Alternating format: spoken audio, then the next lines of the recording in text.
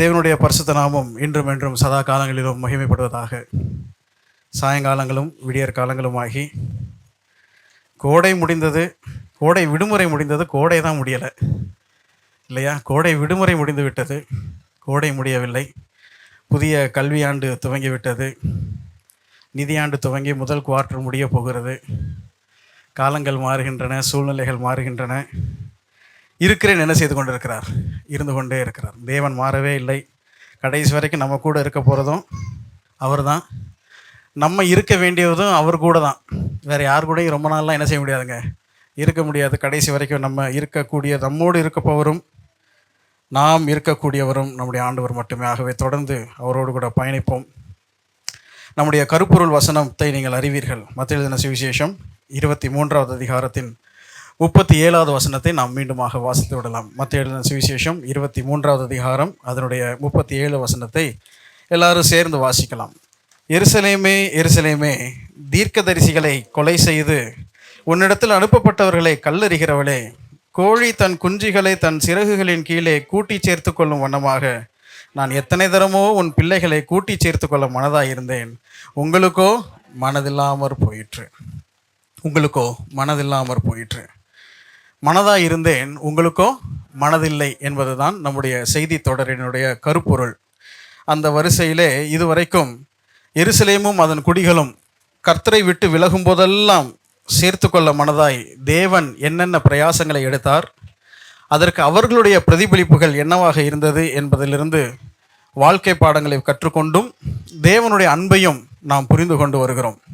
அந்த வரிசையிலே சந்திக்கும் காலத்தை தவறவிட்ட சாலமோனை பார்த்தோம். அடுத்து யாரை பார்த்தோம்? சந்திக்கும் காலத்தை தவறவிட்ட யெரொபெயாமை பார்த்தோம். இப்பொழுது ராஜ்யம் 2ஆக பிரிந்து விட்டது. ஆகவே நான் இப்பொழுது என்னுடைய கவனத்தை முழுவதுமாக தென் ராஜ்யத்திற்கு நான் வைக்க விரும்புகிறேன். தென் ராஜ்யம் என்றால் யாருடைய ராஜ்யம்?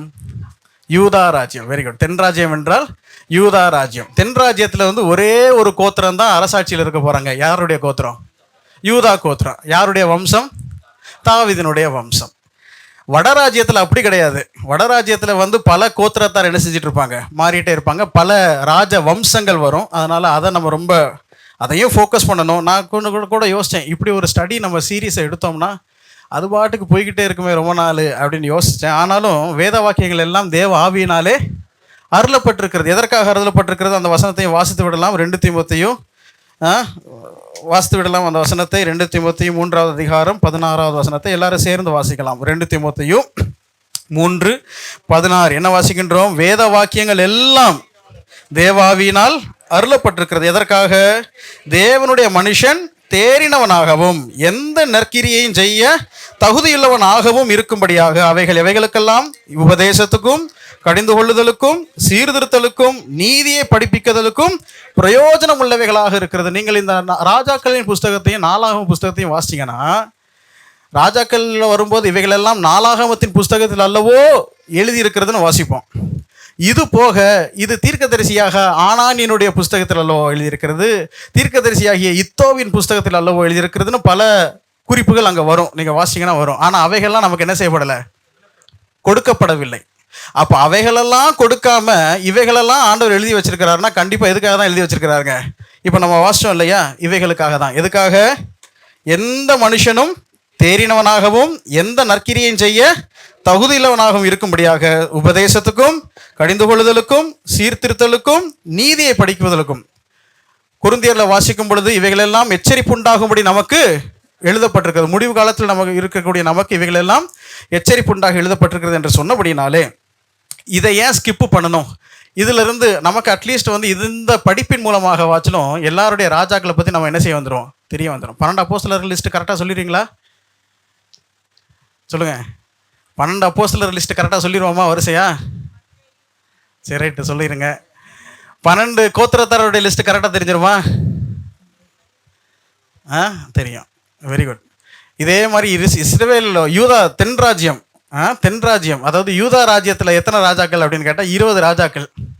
எத்தனை ராஜாக்கள்? செலினாக்கா என்னை அடிக்க போகிறாங்க. ஃபேக்ட்ஸ் நிறைய இன்றைக்கி வரப்போகுது. பார்த்தீங்கன்னா வேறு வழி இல்லை, இதெல்லாம் போர்ஷனில் சேர்த்துக்காதீங்க தயவுசெய்து. குவிஸுக்காக நம்ம பிரசங்கத்தினுடைய கிராவிட்டியை குறைக்க முடியாது. அதனால் 20 ராஜாக்கள். இந்த 20 ராஜாக்களை பற்றி நமக்கு தெரியுமா? கொஞ்சம் கொஞ்சம் தெரியும் இல்லையா? அட்லீஸ்ட் இந்த ஒரு பாடத்தின் மூலமாக இதையாச்சும் நம்ம என்ன செஞ்சுக்கலாம், படித்துக் கொள்ளலாம் என்ற நோக்கத்தோடு தான் யூதா ராஜ்யத்தை நம்ம இப்பொழுது ஃபோக்கஸ் பண்ண போகிறோம். யூதா ராஜ்யத்தை ஃபோக்கஸ் பண்ண போகிறோம். அப்போ தாவீதின் நிமித்தமாக தேவன் சாலமோனுக்கு ஒரு கோத்திரத்தை என்ன செய்கிறார், வைக்கிறார். நம்ம ஏற்கனவே சிந்தித்த செய்திகளினுடைய ஒரு சின்ன சாராம்சத்தை பார்த்துருவோம். நம்ம பார்க்குறதே தேவன் மனதாக இருந்தார், இவர்களுக்கோ மனதில்லை. அது அன்றைக்கு அவர்களுக்கு எப்படி பொருந்துமோ நமக்கும் அது எப்படி தாங்க பொருந்தும், நமக்கும் பொருந்தும். சாலமோன் தவறினான், தேவன் என்னெல்லாம் செஞ்சார், பேசி பார்த்தார். அப்புறம் என்ன செஞ்சு பார்த்தார், சிட்சித்து பார்த்தார். பேசி பார்த்தார், சிட்சித்து பார்த்தார். சாலமோன் மனம் திரும்பினானா? திரும்பவில்லை, தேவனை தேடவில்லை. சிட்சைகளை மனித பலத்தில் மேற்கொள்ள முயற்சி செய்தார், தோற்று போனார். ஆனாலும் தாவீது நிமித்தம் ஆண்டவர் ஒரு கோத்திரத்தை சாலமோனுக்கு என்ன செய்கிறாருங்க, நிலையாக வைக்கிறார். சாலமோன் தவறுனதுனால ராஜ்யபாரம் இப்போ யாருக்கு போயிடுச்சுங்க, 2ஆக பிரிஞ்சு 10 கோத்திரம் யாருக்கு போயிடுச்சுங்க, யெரொபெயாமுக்கு போயிடுச்சு. யெரொபெயாமுக்கு போயிடுச்சு. தாவீதுக்கு என்னென்ன வாக்குகள் எல்லாம் கொடுத்தாரோ அதே வாக்குகளை கர்த்தர் யாருக்கு கொடுத்தாரு, யெரொபெயாமுக்கு கொடுத்தார். நீ நல்லா என்னுடைய கற்பனைகளை பின்பற்றினேன்னா தாவீதுக்கு சொன்ன அதே வாக்கு தத்தத்தை நான் உனக்கு கொடுக்குறேன், உனக்கு ஒரு நிலையான ராஜ்யத்தை ஏற்படுத்துறேன் என்று ஆண்டவர் சொன்னார். ஆனால் யெரொபெயாம் என்ன செய்தாருங்க, ஆண்டவரை நம்புறதுக்கு பதிலாக ராஜ்யம் தன்னை விட்டு பிரிஞ்சிடக்கூடாதுன்னு இவராக யூகிச்சு மனித பலத்தில் மனித புத்தியில் செயல்பட ஆரம்பித்தார். ஆண்டவர் அப்பவும் என்ன செய்தார், வசனத்தின் மூலமாக தீர்க்கதரிசிகள் மூலமாக என்ன செய்தார், பேசி பார்த்தார். அதுக்கு கேட்டாரா இவர், கேட்கல. சரி, அற்புத அடையாளங்களை நடத்தி பார்த்தார். அதுக்கு இவர் பதில் சொன்னாரா, பதில் சொல்லலை. சிட்சித்து பார்த்தார். ஆண்டவர் எப்படி எப்படிலாம் ஆண்டவர் என்னுடைய அந்த ஊடகங்களை பாருங்கள், பேசி பார்க்குறாரு, அடுத்து அற்புத அடையாளங்களை செஞ்சு பார்க்குறாரு, அடுத்து சிட்சைகளை கொடுத்து பார்க்குறாரு. இவையெல்லாம் நடந்தும் யெரொபெயாம் என்ன செய்யவில்லை, மனம் திரும்பவில்லை. தேவ எச்சரிப்பை பெற்று மனம் திரும்பவில்லை.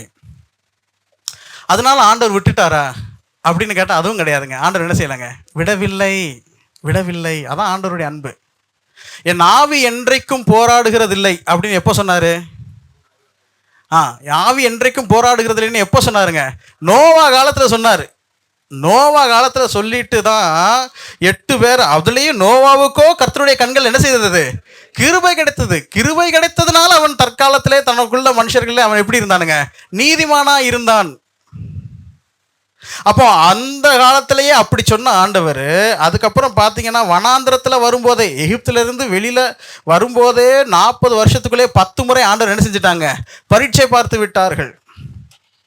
இத்தனைக்கும் நீங்கள் பார்த்தீங்கன்னா இந்த 10 முறை பரீட்சை பார்த்தார்கள்னு வாசிக்கிறோம் இல்லையா, அது எகிப்திலிருந்து வெளியில் முதல் 2 வருஷத்துக்குள்ளே தான். 38 வருஷத்தினுடைய ஹிஸ்ட்ரி நமக்கு வேதத்தில் சொல்லப்படவே இல்லை. வனாந்திரத்தில் 38 வருஷம் என்ன நடந்துச்சோ அந்த ஹிஸ்ட்ரி நமக்கு வேதத்தில் சொல்லப்படவே இல்லை. ஃபஸ்ட்டு 2 இயர்ஸில் நடக்கிற விஷயங்கள் தான். அதுக்குள்ளேயே 10 தடவை ஆண்டவர் என்ன செஞ்சுட்டாங்க, பரீட்சை பார்த்து விட்டார்கள். ஆனாலும் தேவன் விட்டுவிடவில்லை, ஆனாலும் தேவன் விட்டுவிடவில்லை.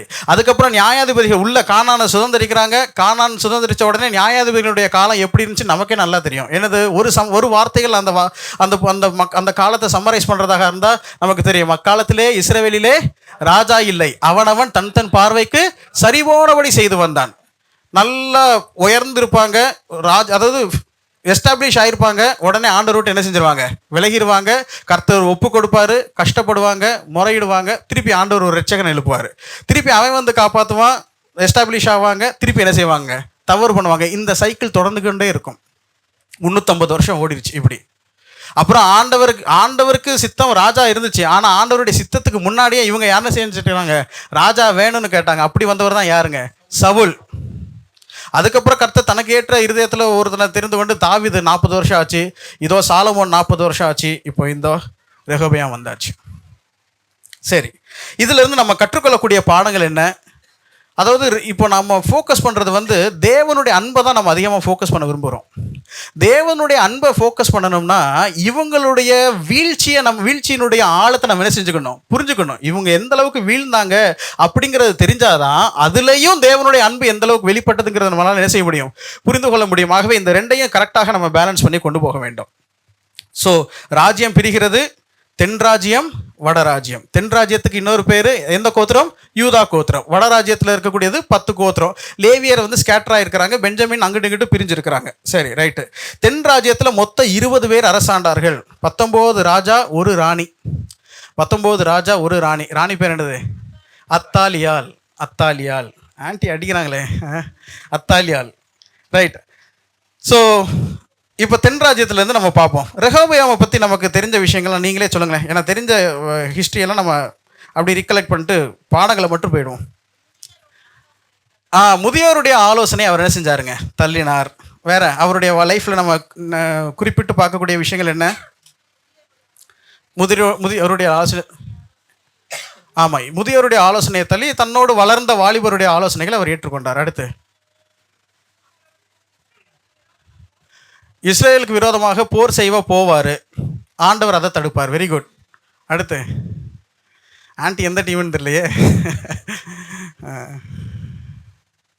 சரி சரி, இந்த ரெகோபயாமை குறித்து 1 ராஜாக்கள் புஸ்தகத்தில் 12வது அதிகாரத்தில் வாசிக்கிறோம்.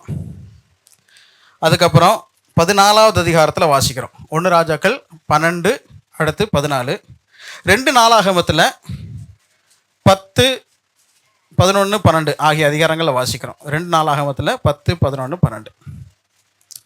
சரி, இப்போ நம்ம ஏற்கனவே ஆன்ட்டி சொன்ன மாதிரி அவனுடைய வாழ்க்கையை நம்ம பற்றி பார்க்கும்போது அவனுடைய லைஃப்பில் ஸ்டார்ட் பண்ணக்கூடிய முதல் விஷயமே வந்து இஸ்ரவேல் ஜனங்களும் யெரொபெயாமும் கேட்குறாங்க, ஐயா உங்கள் அப்பா ரொம்ப எங்களை கஷ்டப்படுத்திட்டார், நீர் எப்படி அப்படின்னு கேட்ட உடனே அவன் என்ன செய்கிறான்? ஆலோசனை கேட்குறான். வாசிக்க விடலாமா? அந்த வசனங்களை வாசித்து விடலாம்.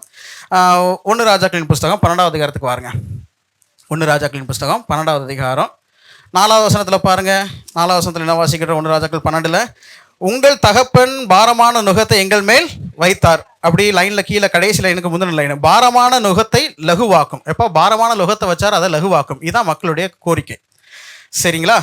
சரி, அடுத்து 6வது வசனத்தில் என்ன சொல்கிறாரு? 6வது வசனத்தில் அப்பொழுது ராஜாவாகிய ரெகொபெயாம் தன் தகப்பனாகிய சாலமோன் உயிரோடு இருக்கையில் அவன் சமூகத்தில் நின்ற முதியோரையோடைய ஆலோசனை பண்ணி இந்த ஜனங்களுக்கு மறு உத்தரவு கொடுக்க நீங்கள் என்ன யோசனை சொல்லுகிறீர்கள்?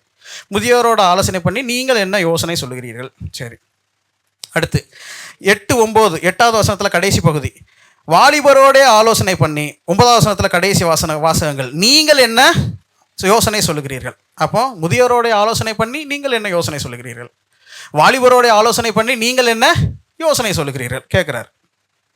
இது ஒரு சம்பவம். ஆன்ட்டி சொன்ன மாதிரி ஏற்கனவே இப்போ மக்கள் எல்லாரும் வந்து இவர் யோசனையை கேட்குறாரு. கேட்டுட்டு வாலிபர் சொன்ன மாதிரி அவங்களுக்கு வந்து ரெஸ்பான்ஸ் கொடுத்துட்டார். கொடுத்த உடனே மக்கள் எல்லாரும் இவரை விட்டு பிரிஞ்சு போயிட்டாங்க. பிரிஞ்சு போன உடனே என்ன நடக்குது பாருங்கள். 16வது வசனத்தில் ராஜா தங்களுக்கு செவி கொடாததை இஸ்ரவேல் எல்லாரும் கண்டபோது, அப்போ இவன் கேட்கலன்னு உடனே எல்லாரும் பிரிஞ்சு போயிட்டாங்க.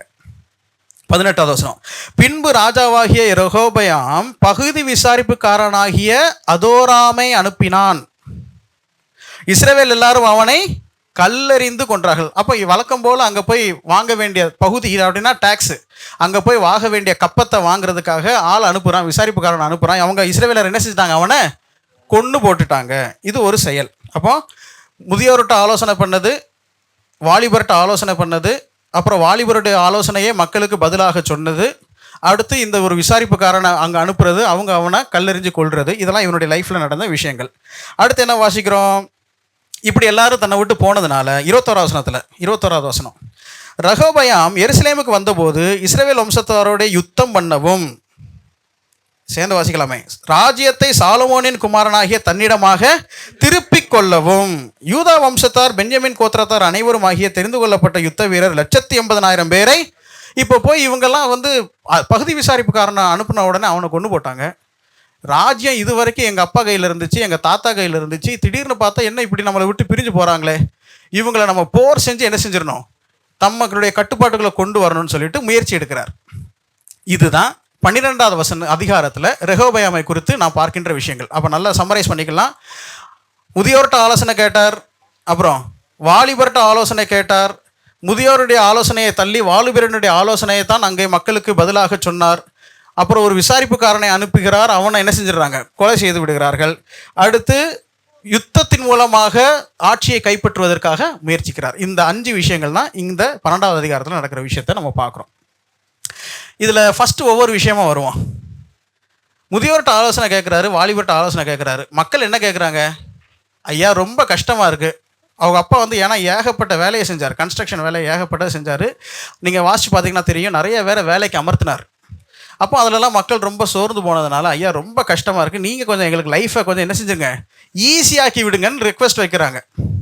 இப்படி ஒரு ரிக்வெஸ்ட் வைக்கும் பொழுது இவர் என்ன செய்கிறாருங்க, முதியோருடைய ஆலோசனையை தள்ளி விடுகிறார். இந்த விஷயம் நடக்கும்போது இவருக்கு வயசு என்ன? இந்த இந்த சம்பவம் நடக்குதுல்ல, இவர் எப்போ எத்தனை வயசில் ராஜாவானார்? கரெக்டாக சொன்னாங்க, ஒரு வயசு கூட, 41வது வயசு. பாருங்கள், 1 ராஜாக்களின் புஸ்தகம் 14வது அதிகாரத்துக்கு வாங்க. 1 ராஜாக்களின் புஸ்தகம் 14வது அதிகாரம் 21வது வசனம். 1 ராஜாக்கள் 14:21 என்ன வாசிக்கிறோம்? சாலமோனின் குமாரனாகிய ரெகோபயாம் யூதாவிலே ராஜ்யபாரம் பண்ணினான். ரெகோபயாம் ராஜாவாகிற போது எத்தனை வயசு?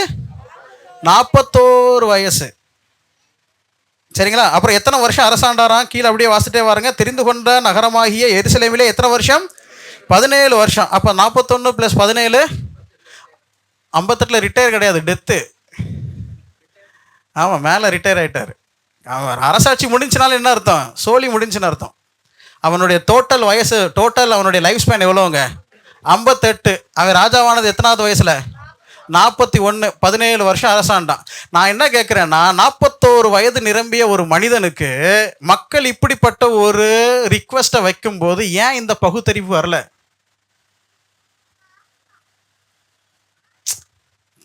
லாஜிக்கு. 41 வயசுங்க. இவங்க அப்பா வாச்சிலும் வயசு சின்னவராக இருந்தார். நான் சின்ன வயசாக இருக்கிறேன் அப்படி தானே கேட்குறாரு. எனக்கு இவ்வளோ பெரிய நாட்டை அரசாள முடியாது, அதனால் எனக்கு என்ன செய்யுங்க ஆண்டவரே, எனக்கு என்ன தாருங்க? ஞானத்தை தாருங்கன்னு கேட்டார். ஆண்டவர் அரிதானதை கேட்ட நீ, அதனால் நீ கேட்காத செல்வத்தை நான் உனக்கு என்ன செய்கிறேன்? தாரேன்னு சொன்னார்ல. அவங்க அப்பா என்னால் அரசாள முடியாதுங்க, இது ரொம்ப பெரிய விஷயம் அப்படின்னு அவர் ஞானத்தை கேட்டார்ல. பையன் என்ன செய்யலைங்க? 41 வயசில் இந்த ஒரு ஒரு ஒரு என்ன சொல்கிறது, ஒரு பகுத்தறிதல் கூட இல்லை. பகுத்தறிதல் கூட இல்லை. அது மாத்திரமல்ல, இவங்க அப்பா எத்தனை விஷயத்தை போதிச்சாரு. சாலமோனுடைய நீதிமொழிகள் எத்தனை? 3000 நீதிமொழிகள். வசனம் அப்படிதான் வாசிக்கிறோம். 1 ராஜாக்கள் 4:32 எடுத்தவங்க வாசிக்கலாம். 1 ராஜாக்கள் 4:32 என்ன வாசிக்கின்றோம்?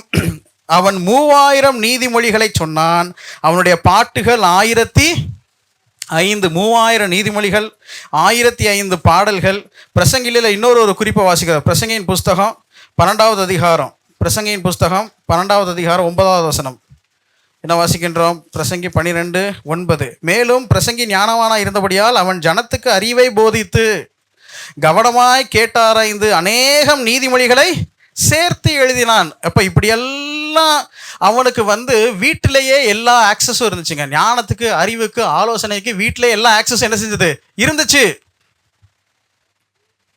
அவங்க அப்பாவே நிறைய இடம் சொல்லியிருக்கிறாரு, மெதுவான பிரதியுத்திரம் உக்கிரத்தை மாற்றும். மெதுவான பிரதியுத்திரம் உக்கிரத்தை மாற்றும்னா ஏதோ சாஃப்டா வாய்ஸ் அப்படியே மெதுவாக பேசுறது அது கிடையாது. மெதுவா அப்படின்னா வாய்ஸ் டோன் மட்டும் சத்தம் கம்மியாக இருக்கிறது கிடையாதுங்க. மெதுவானா யூஸ் பண்ணக்கூடிய வேர்டினுடைய அந்த இன்டென்சிட்டி எப்படி இருக்கணுங்க? சாஃப்டாக இருக்கணும். டோன் மட்டும் கிடையாது. மெதுவான பிரதியுத்திர உக்கிரத்தை என்ன செய்யும்? மாற்றும் அப்படின்லாம் அவங்க அப்பா சொல்லியிருக்கிறாரு. ஆனால் இந்த எல்லா ஆலோசனைகள் அவங்க அப்பா வழங்கினாலும், எவ்வளவோ அறிவை அவங்க அப்பா சொன்னாலும், ஆலோசனை பஞ்சம் இல்லாமல் இருந்த போதிலும் ரெகொபெயாமுக்கு ஒரு சின்ன அறிவு கூட என்ன செய்யலாங்க? இல்லை. இதுக்கும் நான் யாரை தெரியுமா காரணமாக சொல்லுவேன்? யார் காரணம்? சாலமோன் தான். ஏன்னா மனைவிமார்களை திருப்திப்படுத்துறதுக்கே முடியலையே. 700 மனைவிகள், 300 மறுமனையாட்டிகள். கொஞ்சம் யோசிச்சு பாருங்க. நீங்கள் மற்ற ராஜாக்களெல்லாம் பாருங்களேன், நம்பர்ஸ், மனைவிகளினுடைய நம்பர் இந்த அளவுக்கு கிடையாது. ஆனால் அவங்க பிள்ளைகளை பற்றி வாசிப்போம். 60 பிள்ளைகளை பெற்றான், 20 பிள்ளைகளை பெற்றான் அப்படிலாம் நம்ம வாசிக்கிறோம். சாலமோனை பற்றி, பிள்ளைகளை பற்றி ஒரு லிஸ்ட்டே வரல. சாலமோனுடைய பிள்ளைகள் எத்தனை தெரியாது. ஆனால் யாரை பற்றி தான் நமக்கு சொல்லப்பட்டிருக்குது? ரெகொபெயாம். அப்படின்னா என்ன அர்த்தம்? Countless people. அதுவும் எல்லா இடத்துலையும் மக்கள் வெவ்வேறு இடங்களில் கொண்டாட. ஒருத்தி சொல்லுவாள், எனக்கு நீ மேடையை கட்டு, என் தெய்வத்துக்கு மேடையை கட்டு, என் தெய்வத்துக்கு பலியிடு, என் தெய்வத்துக்கு அதை செய், நீ அந்த தெய்வத்துக்கு மட்டும் அப்படி செய்வியோ, இந்த தெய்வத்துக்கு இப்படி செய். இப்படியே வாழ்க்கை ஃபுல்லாக கட்டி கட்டி கட்டி கட்டி மேடைகளை கட்டி பலி செலுத்தி, மேடைகளை கட்டி பலி செலுத்தி, தூபம் காட்டி, இப்படியே போச்சே தவிர பிள்ளைகள்கிட்ட ஃபோக்கஸ் பண்ண என்ன செய்யலாங்க? முடியவில்லை. இதனுடைய கான்வர்ஸ், இதனுடைய மறுபக்கம், நிறைய வேத புஸ்தகத்தில் பல தகப்பன்மார்கள் தவறாக இருந்தாலும் பிள்ளைகள் என்ன செஞ்சுருக்கிறாங்க? கரெக்டாக இருந்திருக்காங்க. ஏன் இதுக்கடுத்து நீங்கள் யூதாவினுடைய கோத்திரத்தை பார்க்கும்போது இவனுடைய மகன் பேர் அபியா, அபியாவினுடைய மகன் பேர் ஆசா. ஆசா ஆண்டவருக்கு முன்னாடி எப்படி இருந்தாங்க? உத்தமமாக இருந்தான். ஸோ இதெல்லாம் பார்க்கும்போது ஒரு விஷயத்தை நம்ம புரிந்து கொள்ள முடிகிறது, என்னுடைய ஸ்பிரிச்சுவல் லைஃபுக்கு நான் அக்கௌண்டபிள், என்னுடைய ஆவிக்குரிய வாழ்க்கைக்கு நான் தான் பொறுப்பாளி. அதே நேரத்தில் கூடுமான வட்டும் இன்னொருத்தருடைய ஆவிக்குரிய வீழ்ச்சிக்கு நான் காரணமாகிவிட கூடாது. என் அருமையான தேவனுடைய பிள்ளைகளை நல்லா கவனிச்சுக்கோங்க. என்னுடைய ஆவிக்குரிய வாழ்க்கைக்கு யார் தான் பொறுப்பு? எங்கள் அப்பா இப்படி பண்ணிட்டாருங்க, எங்கள் அம்மா இப்படி பண்ணிட்டாங்க, என் குடும்பத்தில் இப்படி இருக்கு, இந்த மாதிரி சாக்கு போக்கெல்லாம் யாரும் என்ன செய்ய முடியாதுங்க, சொல்ல முடியாது. கொடிய சூழ்நிலைகளிலையும் நல்லா வளர்ந்தவங்க இருக்காங்க. ஏலியின் பிள்ளைகளாகிய ஓப்னி பினேகாஸ்ல தான் யார் வளர்ந்ததுங்க? சாமுவேல் வளர்ந்தாரு. ஆனால் அவர் எப்படி இருந்தாருங்க? கர்த்தருக்கு பிரியமா இருக்க முடிந்தது. என்னுடைய ஸ்பிரிச்சுவல் லைஃபுக்கு நான் தான் பொறுப்பாளி. யாரையும் காரணம் சொல்லக்கூடாது, வேலையை காரணம் சொல்லக்கூடாது, குடும்பத்தை சொல்லக்கூடாது, மனைவியை சொல்லக்கூடாது, பிள்ளையை சொல்லக்கூடாது, சூழலை சொல்லக்கூடாது, எதையும் சொல்லக்கூடாது. என்னுடைய ஸ்பிரிச்சுவல் லைஃபுக்கு நான் தான் பொறுப்பாளி. இது ஒரு பக்கம். நாணயத்தினுடைய மறுபக்கம், கூடுமான வரைக்கும் இன்னொருத்தருடைய ஸ்பிரிச்சுவல் லைஃபுக்கு நம்ம வந்து எப்படி இருக்கக்கூடாதுங்க. அப்படின்னா என்ன அர்த்தம்? கொஞ்சமாச்சும் உதவி செய்யணும், அதுக்கு சூழலை அமைச்சு கொடுக்கணும், ஒரு ரிமைண்டர் கொடுக்கலாம். எத்தனையோ விஷயத்த ரிமைண்டர் கொடுக்குறவங்க, டேய் ஜோமன்டா, அப்பா ஜோமனுங்கப்பா, அம்மா ஜோமனு சொல்லலாமே, போய் ஊழியத்தை செய்யுங்கன்னு சொல்லலாமே, வீட்டில இருந்து வீட்டில் போய் ஊழியத்துக்கு அனுப்புங்கன்னு சொல்லலாமே, ஆராதனை சிந்தனைக்கு ரெடியாகன்னு சொல்லலாமே. என்னுடைய ஆவிக்குரிய வாழ்க்கைக்கு யார் தான் பொறுப்புங்க? நான் தான். அதே நேரத்தில் இன்னொருத்தருடைய ஆவிக்குரிய வாழ்க்கைக்கு நம்ம கூடுமான வரைக்கும் தடையாக இருக்கக்கூடாது, மாறாக எப்படி இருக்கணுங்க, கேட்டலிஸ்டாக, ஒரு உந்துகோலாக, ஒரு என்ன சொல்றது, சரியான வார்த்தை அது, கேட்டலிஸ்ட் அப்படின்னா என்னன்னா, கெமிஸ்ட்ரியில் ரியாக்ஷன் நடக்கும்போது அந்த ரியாக்ஷனை ஸ்பீடு பண்ணுறதுக்கு இருக்கக்கூடியதான் என்னதுங்க, கேட்டலிஸ்ட். உதவிகரமாக இருக்க வேண்டும். வினை ஊக்கி ஊக்கப்படுத்த வேண்டும். வினை ஊக்கியாக தான் இருக்கணுமே தவிர வினையை வந்து என்ன செய்யக்கூடாதுங்க, நிறுத்தக்கூடாது. பாடம் நம்பர் 1, என்னுடைய ஸ்பிரிச்சுவல் லைஃபுக்கு நான் தான் அக்கௌண்டபிள். பாடம் நம்பர் 2, இன்னொருத்தருடைய ஸ்பிரிச்சுவல் லைஃபுக்கு கூடுமான வரைக்கும் தடையாக இருக்கக்கூடாது, வினை ஊக்கியாக என்ன செய்ய வேண்டும், இருக்க வேண்டும். அடுத்து 3வது பாடம், முதியோர்கிட்ட போய் கேட்டான், நீங்கள் என்ன யோசனை சொல்லுகிறீர்கள். வாலிபர்கிட்ட போய் கேட்டான், நீங்கள் என்ன யோசனை சொல்லுகிறீர்கள். யாரையுமே கேட்காம பகுதி விசாரிப்புக்காரனாகி அதோரம் என்ன செஞ்சான், அனுப்புனான். அடுத்து யோசிச்சான், இப்படியெல்லாம் பண்ண முடியலையே, இஸ்ரவேலில் வந்து பேசாமல் நம்ம யுத்தம் பண்ணி என்ன செஞ்சிடலாம், பிடிச்சிடலான்னு யோசிச்சானே தவிர இத்தனை விஷயங்கள் செய்தான். ஆனால் ஒரு வார்த்தை யாரை கேட்கலங்க, சொல்லுங்க, ஒரு வார்த்தை யாரை கேட்கல, தேவனை கேட்கவில்லை. இதெல்லாம் நமக்கெல்லாம் கேட்டு கேட்டு புளிச்சு போன சத்தியம். ஆனால் செயல்படுத்துகிறோமாங்கிறதான் மேட்ரு. கேட்டு கேட்டு புளிச்சு போனதான். ஆண்டவரை முன்னுரிமை கொடுக்கணும், முதலாவது தேவனுடைய ராஜ்யத்தை அவருடைய நீதியை தேடணும், ஆண்டவரை கன்சல்ட் பண்ணி, இதெல்லாம் ரைட்டு. ஆண்டவரை கன்சல்ட் பண்ணுறோம் எப்படி, சும்மா ஒரு உப்புக்கு. இந்த கிரிக்கெட்லலாம் 2 டீமுக்கு விளையாடுறான் ஒருத்தர் இருப்பான், அவன் பேர் ஜோக்கர். அவன் 2 சைடும் பேட்டிங் முடிப்பான். அந்த மாதிரி ஆகிப்போச்சு. யார்கிட்டலாமோ ஆலோசனை கேட்குறாங்க, யார்கிட்ட கேட்கலங்க, ஆண்டவர்கிட்ட கேட்கல. நான் என்ன சொல்ல வரேன், இங்கே ஒரு சின்ன விஷயத்தை நான் சொல்ல விரும்புகிறேன். நம்முடைய ஸ்பிரிச்சுவல் லைஃபு எப்படி இருக்குங்கிறது நமக்கு தான் தெரியும். சண்டே நடக்கிற ஷோவில் வச்சு யாருடைய ஸ்பிரிச்சுவல் லைஃபை நீங்கள் வந்து ஜட்ஜ் பண்ணிடாதீங்க. சண்டே வந்து இது வந்து ஒரு 2 மணி நேரம், இது ஒரு ஷோ ஓடிடும். வீட்டில் நம்ம எப்படி இருக்கோம் நமக்கு தான் தெரியும். எவ்வளோ நாள் ஆச்சு ஜோ பண்ணி, எவ்வளோ வேதத்தை வாசித்து, ஆண்டவர் எந்தெந்த விஷயத்தில் தேடுறோம், தேடாமல் இருக்கிறோம், நமக்கு தான் தெரியும்.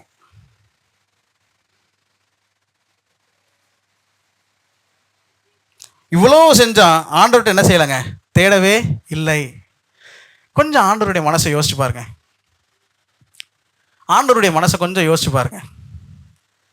ஆண்டவர் முத மனுஷனை படைச்சதை எதுக்காக தான்? அவனோடு கூட என்ன செய்யணுங்க, உறவாடணும். நம்முடைய தேவனே உறவுகளின் தேவன்.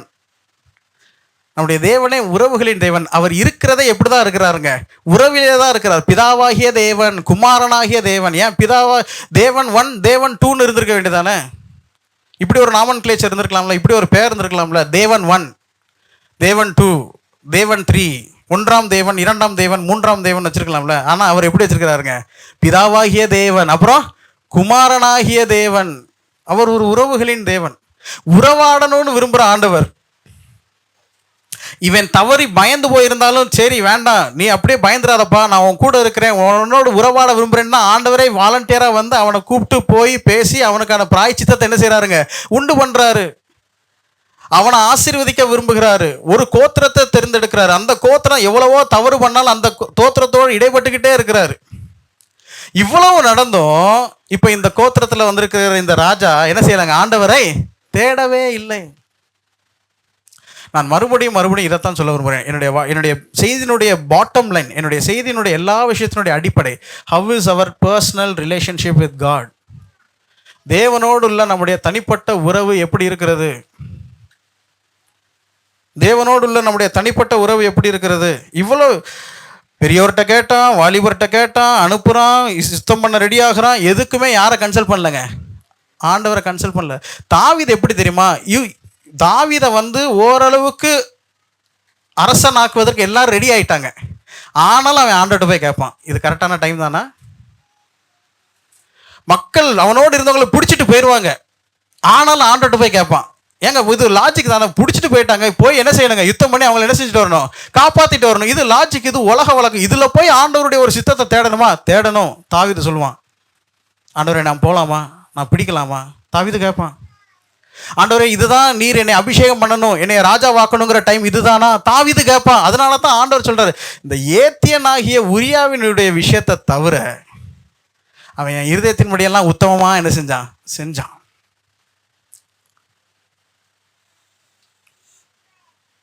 பாடம் நம்பர் 3, தேவனை எல்லா விஷயத்துல என்ன செய்யணுங்க, தேடணும். நம்ம என்ன நினச்சிட்டு இருக்கிறோம்னா, நம்மளால் முடியாத விஷயத்துக்கு தேவனை தேடணும், நம்மளால் முடிந்த விஷயத்துக்கு நம்ம என்ன செஞ்சிடணும், தேவனுக்கு இன்ஃபார்ம் பண்ணணும். நம்மளால் முடியாத விஷயத்துக்கு என்ன செய்யணும், சித்தத்தை நாடணும். நம்மளால் முடிந்த விஷயத்துக்கு ஆண்டவரே this is for your information, kind information, FYI email அடிச்சிடுறோம் ஆண்டவருக்கு ப்ரேயரில், FYI சில நேரத்தில் கொஞ்சம் பேர் FYIA for your information and action. உம்முடைய நாலேஜுக்கும் உம்முடைய செயலுக்கும் இதை நான் தெரிவிக்கிறேன் அப்படிங்கிற மாதிரி தான் நம்முடைய ப்ரேயர் இருக்குதே தவிர, Lord what is it that you want me to do, do you want me to do this, do you want me to go forward with this, இதை நான் முன்னிறுத்தி செய்யணுமா, இந்த விஷயத்தை நாம் கேட்பதே இல்லை. பாடம் நம்பர் 3, எனக்கு இதில் என்ன ஒரு விஷயந்தான், நல்லா கவனிங்க. அந்த சீரீஸ் ஆஃப் அவனுடைய வீழ்ச்சிகளை பார்த்துக்கிட்டே வாங்க. முதியோர்கிட்ட ஆலோசனை கேட்டான், வாலிபர்கிட்ட ஆலோசனை கேட்டான், அதுக்கப்புறம் அவன் தான் தோன்றித்தனமாக ஒரு பகுதி விசாரிப்புக்காரனை அனுப்பி அவனை பலியாக்குகிறான். இப்பொழுது யுத்தம் பண்ணி போர் செய்து ராஜ்யத்தை திருப்பிக் கொள்ள என்ன செய்கிறான், முயற்சிக்கிறான். இத்தனை விஷயங்கள்லையும் இதுவரைக்கும் யாரை தேடலைங்க, கர்த்தரை தேடவில்லை. ஆனால் அடுத்த வார்த்தை என்ன வாசிக்கின்றோம் பாருங்கள். 1 ராஜாக்களின் புஸ்தகம் 12வது அதிகாரம் 21 வசனத்தை பாருங்கள்.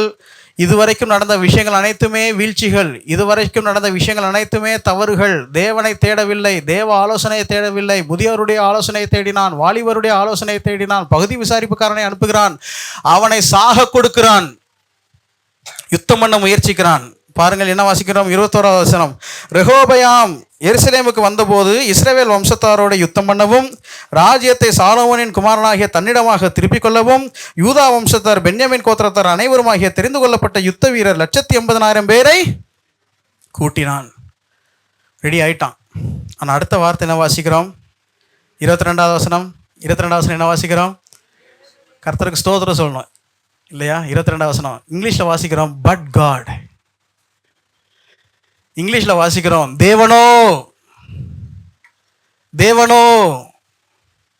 எத்தனைதான் இவன் தவறு செய்தாலும், எத்தனைதான் இவன் ஆண்டவரை தேடாமற் போனாலும், எத்தனைதான் தேவனுடைய ஆலோசனையை தேடாமல் மனிதருடைய ஆலோசனையும் முதியோருடைய ஆசனையும் வாலிபருடைய ஆலோசனையும் தன்னுடைய சுய புத்தியின் மேல் சாய்ந்து தன்னுடைய வழிகளை கெடுத்து கொண்டாலும், தேவனோ பட் காட், தேவனுடைய மனுஷனாகிய செமையாவுக்கு தேவனுடைய வார்த்தை என்ன செய்யறதுங்க, உண்டாகுகிறது. இவனே பேசாட்டினாலும் ஆண்டவர் என்ன செய்யறாருங்க, பேசுகிறார். இவன் தள்ளி ரொம்ப வித்தியாசமாக விலகி போயிடக்கூடாதுங்கிறதுக்காக கர்த்தர் இப்போ என்ன செய்கிறாருங்க, இடைப்படுகிறார். கொஞ்சம் யோசிச்சு பாருங்க, நம்ம மென்டாலிட்டியில் தேவன் இருந்தால் எப்படி இருக்கும்? நீ பேசினா நான் பேசுவேன். கொஞ்சம் யோசிச்சு பாருங்க, இதான நடக்குது மனுஷர்களுக்குள்ள. நீ பேசுனா நான் பேசுகிறேன். இதே மென்டாலிட்டியில் தேவன் இருந்தாருன்னா எப்படி இருக்கும்? நல்லா இருக்குமா? கஷ்டம். அதனுடைய கான்சிக்வன்சஸ் ரொம்ப மோசம். அதனுடைய கான்சிக்வன்சஸ் ரொம்ப. அவர் கிருபையாக நம்ம அவரை தேடாட்டினாலும் நம்ம அவர்கிட்ட பேசாட்டினாலும் அவர் கிருபையாக என்ன செய்கிறாருங்க, பேசிடுறாரு. அதிக கேடுண்டாகாதபடிக்கு ஆண்டவர் என்ன செய்கிறாருங்க, இடைப்படுகிறார்.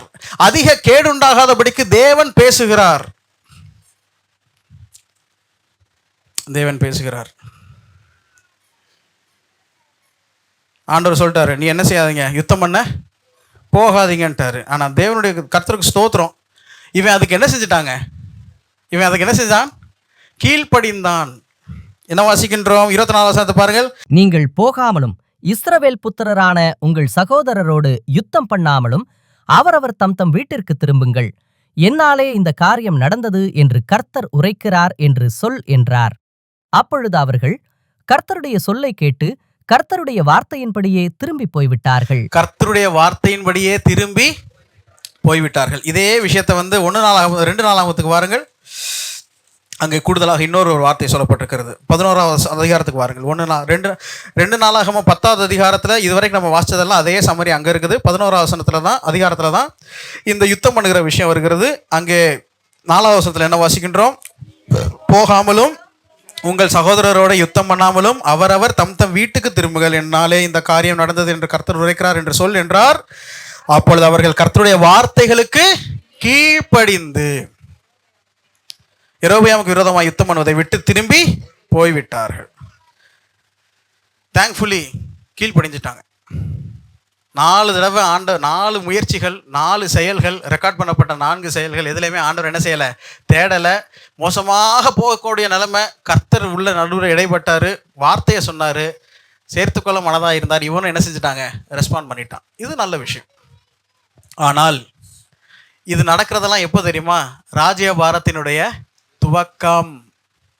இது நடக்கிறது எப்போ? எத்தனை வருஷம் அரசாண்டான்? வாசிச்சோம் இல்லையா? எத்தனை வருஷம் அரசாண்டான்? 17 வருஷம். இப்போ ராஜ்யம் இது வரைக்கும் ஸ்தாபனம் ஆகலை. 10 கோத்திரம் தன்னை விட்டு என்ன செஞ்சுட்டாங்க, போயிட்டாங்க. ஒருத்தனை அனுப்புனா அவனை என்ன செஞ்சுட்டாங்க, கொன்னுட்டாங்க. அதனால மனுஷீகத்தில் ஏதோ சண்டை போட்டு ஜெயிச்சிடலான்ட்டு ரெடி பண்ணுறாரு. ஆண்டவர் வேண்டான்னு உடனே கேட்டுட்டாரு. சரி, கேட்டுட்டாரு. அடுத்து நடக்கிற விஷயத்தெல்லாம் என்னெல்லாம் நம்ம பார்க்குறோம், என்னெல்லாம் நடக்குது பாருங்கள். இப்போ அவர் கீழ்ப்படுகிறாரு. அதுக்கடுத்து இவர் லைஃப்பில் நடக்கிற விஷயத்தை 2 நாளாகமம் 11வது அதிகாரத்தில் நம்ம வாசிக்க முடியும். அதனால் 1 ராஜாக்கள் 12வது அதிகாரத்துலேருந்து நம்முடைய ஷிஃப்ட் அப்படியே கொஞ்சம் கவனத்தை ஷிஃப்ட் பண்ணி 2 நாளாகமம் 11வது அதிகாரத்துக்கு வருவோம். அப்போ வார்த்தைகளுக்கு கீழ்ப்படிந்ததுக்கப்புறம் என்ன நடக்குது, நல்லா கவனிங்க. சில வார்த்தைகளை மட்டும் நான் சொல்ல விரும்புகிறேன். 5வது அதிகாரத்தின் 2 நாளாகமம் 11ஆம் அதிகாரம் 5வது வசனத்தின் கடைசி வார்த்தை என்ன வாசிக்கிறோம்? யூதாவிலே அரணான பட்டணங்களை கட்டினான். அரணானா நல்ல பாதுகாப்பான ஃபோர்ட்ஸ், கோட்டைகளை கட்டினான். அவன் பெத்லெஹேம். அப்படியே 6, 7, 8, 9, 10 வசனத்தில் கடைசி வார்த்தைகளை என்ன வாசிக்கிறோம்? ஆகிய யூதாவிலும் பென்யமீனிலும் இருக்கிற அரணிப்பான பட்டணங்களை கட்டி. அரணான கட்டினான், அரணிப்பான பட்டணங்களை கட்டி. அடுத்து 11வது வசனம், அந்த அரணிப்புகளை பலப்படுத்தி. 12வது வசனத்தில் கடைசி வார்த்தைகள், அவைகளை மிகுதியும் பலப்படுத்தி. நல்லா கவனிங்க. ஆண்டவருக்கு கீழ்ப்படியும். நம்ம ஒரு ஸ்டெப் எடுத்து வச்சா ஆண்டவர் 1000 ஸ்டெப் எடுத்து வைக்கிறாருங்க. ஆண்டவர் மட்டும் நம்முடைய பாவங்களுக்கு தக்க செய்தும் நம்முடைய அக்கலங்கு தக்க சரி கட்டினாருன்னா நெகட்டிவ்ல தான் போய்கிட்டு இருக்க தவிர என்றைக்குமே அது நியூட்ரலைஸ் கூட ஆகாது. அது சொல்ல உங்களுக்கு புரியுதா? ஆண்டவர் நம்முடைய பாவங்களுக்கு தக்க செய்து நம்முடைய அக்கிரமங்களுக்கு தக்க சரி கட்டுகிறவராக இருந்தால் 0 லெவல் கூட நமக்கு வராது. அதெல்லாம் எப்படி தான் இருக்குங்க, மைனஸில் தான் இருக்கும். ஆனால் அவர் எப்படிப்பட்டவர்னா, நம்ம -10ல் இருப்போம். -10லேருந்து -9 வந்தால் அவர் டக்குன்னு நம்முடைய லைஃப்பை கொண்டு போய் 100ல் கொண்டு போய் நிப்பாட்டுறவர். அதான் ஆண்டவருடைய கிருபை. நீங்கள் யோசிச்சு பாருங்கள், உங்கள் லைஃப், நம்ம லைஃபே நம்ம கூட பேசுங்க. நம்ம லைஃபே நமக்கு பேசும். இன்னைக்கு நான் இந்த அளவுக்கு இருக்கிறேன்னா, இன்னைக்கு நான் இந்த அளவுக்கு ஃபிசிக்கலி சரீரப்பிரகாரமாக, குடும்ப ரீதியாக, சமுதாயத்தில், வேலையில், அந்தஸ்தில், பதவியில், தாளந்தில், எல்லா ஆஸ்பெக்ட்ஸ்லையும் நான் இன்னைக்கு இந்த அளவுக்கு இருக்கிறேன்னா அதுக்கு என்னுடைய முயற்சியா, என்னுடைய தகுதியா? சொல்லுங்கள், யோசிச்சு பாருங்க. இன்னைக்கு இந்த எல்லா ஆஸ்பெக்ட்ஸ்லையும் இன்னைக்கு நம்ம இந்த அளவில் இருக்கிறோம்ல, இதுக்கு நம்ம ஏதாச்சும் கிரெடிட் எடுத்துக்கொள்றதுக்கு நமக்கு உரிமை இருக்கா? இல்லை. நீங்கள் இதெல்லாம் நினச்சி பார்த்தாலே டெய்லி ஆண்டவருக்கு நன்றி செலுத்துறதுக்கே நமக்கு 15 நிமிஷம் ஆகும். நான் இன்னைக்கு வரைக்கும் ஆண்டவரே எனக்கு வாழ்க்கை துணையை கொடுத்ததுக்காக நன்றி, பிள்ளைகளை கொடுத்ததற்காக நன்றி, சுகப்பிரசவத்துக்காக நன்றி, பருவத்துக்கு ஏற்ற வளர்ச்சியை கொடுத்ததற்காக நன்றி. இன்னைக்கு வரைக்கும் நடக்கும். ஏன்னா இதெல்லாம் வந்து life time blessings. Daily life time blessings. Daily இதெல்லாம் நினச்சி ஜெபம் பண்ணணும், நன்றி செலுத்தணும். இதெல்லாம் இம்மைக்குரிய விஷயங்கள். இதை தாண்டி ஆவிக்குரிய விஷயங்களுக்கு தான் முக்கியத்துவம் கொடுக்கணும். இதெல்லாம் மோசமாக இருந்தாலும் ஆண்டவருக்கு நான் இப்படி தான் இருக்கணுங்க, நன்றி உள்ளவனாக இருக்கணும். அட்லீஸ்ட் கொடுக்கப்பட்ட உணர்வு 5 புலன்களால் நான் ஆண்டோட இப்படியே டிஸ்க்ளைமர் கொடுத்துருவேன். ஆண்டவரே, ஆவிக்குரிய விஷயத்தை என்னால் ரொம்ப புரிஞ்சிக்க முடியல. இதெல்லாம் 5 புலன்கள்லேயும் உணரக்கூடிய விஷயங்கள். இவைகளெல்லாம் கண்ணால் பார்க்குறது, கையால் தொடுறது, இதுக்காகவே நான் உமக்கு நன்றி சொல்கிறேன்னு சொல்லணும். இவன் ஒரு மனசு இறங்குறாங்க. இவன் மனசு இறங்கின உடனே கர்த்தர் என்னெல்லாம் கொண்டு வர்றாரு பாருங்க. கட்டினான், அரணிப்பான பட்டணங்களை கட்டினான், அரணிப்புகளை பலப்படுத்தினான், மிகுதியும் பலப்படுத்தினான். எத்தனை பட்டணங்களை கட்டினான் தெரியுமா? அந்த லிஸ்ட்ல மொத்தம் 15 இருக்கு. 15 பட்டணங்கள் என்ன செய்யறாருங்க? கட்டுறார். அடுத்து 13ஆம் வசனத்தை பாருங்க. என்ன வாசிக்கின்றோம்? இஸ்ரவேல் எங்கும் இருக்கிற ஆசாரியரும் லேவியரும் தங்கள் எல்லா எல்லைகளிலும் இருந்து அவனிடத்தில் வந்தார்கள். அதுவும் காணியாட்சிகளை 14ஆம் வசனத்துல கடைசி வார்த்தையில பாருங்கள், தங்கள் வெளிநிலங்களையும் தங்கள் காணியாட்சிகளையும் விட்டு யூதா தேசத்துக்கும் எருசலேமுக்கும் வந்தார்கள். 16ஆம் வசனம், அந்த லேவியரின் பிறகாலே, எல்லாரும் வாசிக்கலாம், அந்த லேவியரின் பிறகாலே இஸ்ரவேலின் கோத்திரங்களில் எல்லாம் இஸ்ரவேலின் தேவனாகிய கர்த்தரை தேடுகிறதற்கு தங்கள் இருதயத்தை நேராக்கினவர்கள் தங்கள் பிதாக்களின் தேவனாகிய கர்த்தருக்கு பலியிடும்படிக்கு எருசலேமுக்கு வந்தார்கள். அவனுடைய தவறு, யாருடைய தவறு? யெரொபெயாமினுடைய தவறு. ஆண்டவரை உண்மையா தேடுறவங்களாம் இப்போ எங்க வந்துட்டு இருக்காங்க? சொல்லுங்க, எங்க வந்துட்டு இருக்காங்க? எருசலேம் வந்துட்டு இருக்காங்க. ஏன்? எருசலேம்ல தான் என்ன இருக்குது? தேவாலயம் இருக்குது. 17ஆம் வசனத்தை பாருங்க. இப்படி 3 வருஷம் மட்டும், நல்ல கவனிங்க, இப்படி 3 வருஷம் மட்டும் யூதாவின் ராஜ்யத்தை பலப்படுத்தி சாலமோனின் குமாரனாகிய ரெகோபெயாமை திடப்படுத்தினார்கள். தாவீதும் சாலமோனும் நடந்த வழியிலே 3 வருஷம் மட்டும் நடந்தார்கள். நல்ல கவனிங்க. இவன் தவறு ஆண்டவரை தேடாமலே 4 விஷயங்களை செய்ததாக வேதத்தில் சொல்லப்பட்டிருக்குது. ஆனால் கர்த்தர் கிருபையாக ஆண்டவர் அவனோடு என்ன செய்கிறாருங்க? பேசுகிறாரு. இவன் அதுக்கு என்ன செஞ்சுட்டான்? கீழ்ப்படிஞ்சதனுடைய விளைவு ஆண்டவர் இவ்வளோ பாசிட்டிவான விஷயங்களை கொடுக்கிறாரு. கோட்டைகளை கட்டுகிறான், 15 கோட்டை நகரங்களை கட்டுகிறான், மிகுதியும் பலப்படுத்துகிறான். மக்கள் வருகிறார்கள். மக்கள் வந்து இவனை ஸ்ட்ரெங்தன் பண்ணுறாங்க, இவனுடைய ராஜ்யத்தை ஸ்ட்ரெங்தன் பண்ணுறாங்க. எத்தனை வருஷம் நடந்துச்சு? 3 வருஷம். இவன் மொத்த அரசாண்ட வருஷம் எத்தனை? 17. இப்போ எத்தனை வருஷம் தான் ஆயிருக்கு? 3 வருஷம். சரி, 3 வருஷம் நடந்து முடிஞ்சுதா? 12ஆம் அதிகாரத்துக்கு வாருங்கள். 2 நாளாகவும் 12. அதுக்கடுத்து பார்த்தீங்கன்னா அவன் எவ்வளோ கல்யாணம் பண்ணால், எத்தனை பிள்ளைகள் பிறந்தாச்சு, எத்தனை பிள்ளைகளில் யாரை எப்படி செட்டில் பண்ணாங்கிறதான் அடுத்த மீதி உள்ள விஷயம். அதை நீங்கள் வீட்டில் வாசிச்சுக்கோங்க. 12ஆம் அதிகாரத்தில் முதல் வசனம் என்ன வாசிக்கின்றோம்?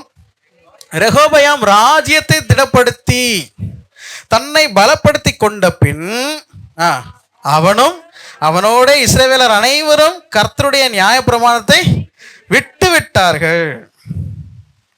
அவர்கள் கர்த்தருக்கு விரோதமாய் துரோகம் பண்ணினபடியால் நியாயப்பிரமாணத்தை விட்டாங்க. அடுத்து வாசிக்கிறோம், கர்த்தருக்கு விரோதமாக துரோகம் பண்ணினபடியால். அடுத்து ராஜாவாகிய ரெகோபெயாமின் 5ஆம் வருஷத்தில், அப்ப நல்லா கவனிங்க, 3 வருஷம் நல்ல கர்த்தருக்குள்ள இருந்தாங்க. 5ஆம் வருஷத்துல சிக்ஷைகள் வருது. அப்போனா இடையில 1 வருஷத்துல என்ன ஆயிடுச்சுங்க?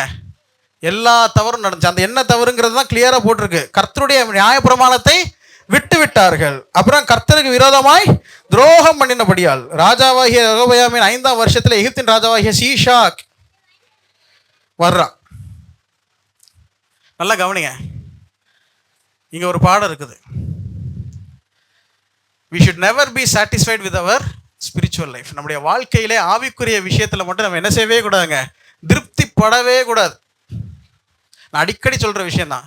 நிற்கிறவன் விழாதபடிக்கு எச்சரிக்கை கடவன். அப்படியே சொல்லுது? சொல்லுங்க. நிற்கிறவன் விழாதபடிக்கு எச்சரிக்கையா இருக்க கடவன். அப்படியா சொல்லுது வசனம்?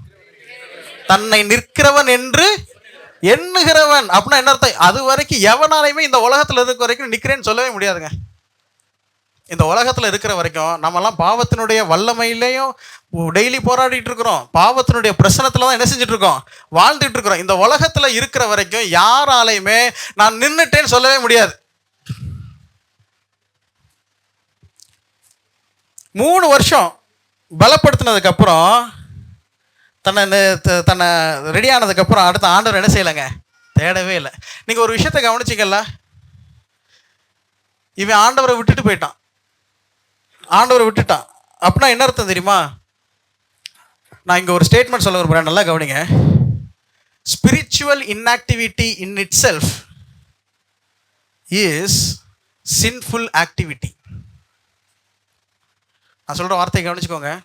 Spiritual inactivity in it self is a sinful activity.